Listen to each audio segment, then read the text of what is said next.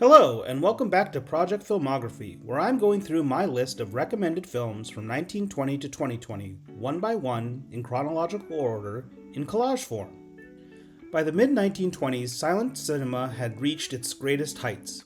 This episode looks at 5 films that define that moment: The Big Parade, The Gold Rush, The Phantom of the Opera, The General, and The Jazz Singer.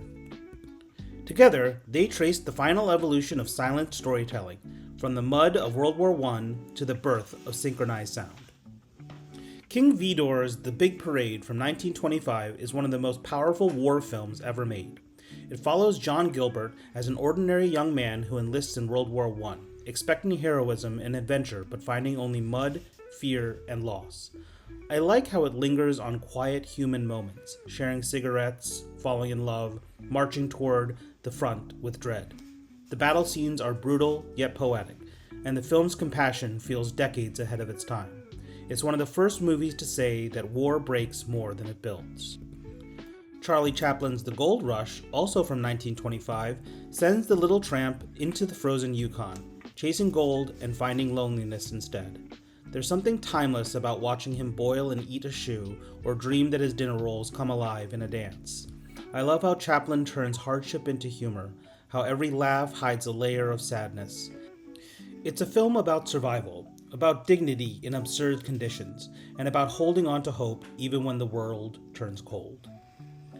That same year, Lon Chaney's The Phantom of the Opera turned the silent screen into Gothic theater. Set beneath the Paris Opera House, it tells the story of a disfigured genius haunting the world that rejected him. That unmasking scene still haunts me, not because of the makeup, but because of the heartbreak behind it. Chaney's Phantom isn't just terrifying, he's tragic, and visually, the film is stunning. The massive opera sets, the tinted frames, even a flash of early Technicolor during the Masquerade Ball. It's cinema experimenting with emotion, spectacle, and identity all at once. Buster Keaton's The General from 1926 is a perfect blend of comedy and engineering. He plays a train engineer during the Civil War whose locomotive is stolen by enemy spies, and he sets off alone to get it back. Every frame is built with precision. Real trains, real stunts, no fakes. What I love most is Keaton's iconic, calm expression while the world collapses around him. The General shows that motion itself can tell a story, and Keaton turns physical comedy into visual poetry. And then, in 1927, silence gave way to sound. Wait a minute. You ain't heard nothing yet. Wait a minute, I tell you. You ain't heard nothing. You want to hear quick? All right, hold on. And with that, the entire history of film changed. The story follows Jackie Rabinowitz, played by Al Jolson, a cantor's son torn between his family's tradition and his dream of performing jazz. It's about rebellion, identity, and the power of music to define who you are.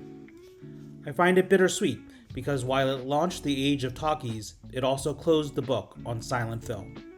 The moment Jolson sings, you can almost feel cinema exhale, like it's finally found its voice. These 5 films capture the twilight of the silent era. The Big Parade revealed the cost of war. The Gold Rush turned hunger into humor. The Phantom of the Opera gave tragedy a mask. The General transformed mechanics into art. And The Jazz Singer introduced the world to sound. The silent era didn't fade, it crescendoed. And its rhythm still echoes in every film that followed. Thank you for watching this episode of Project Filmography, and I'll see you on the next one. Bye!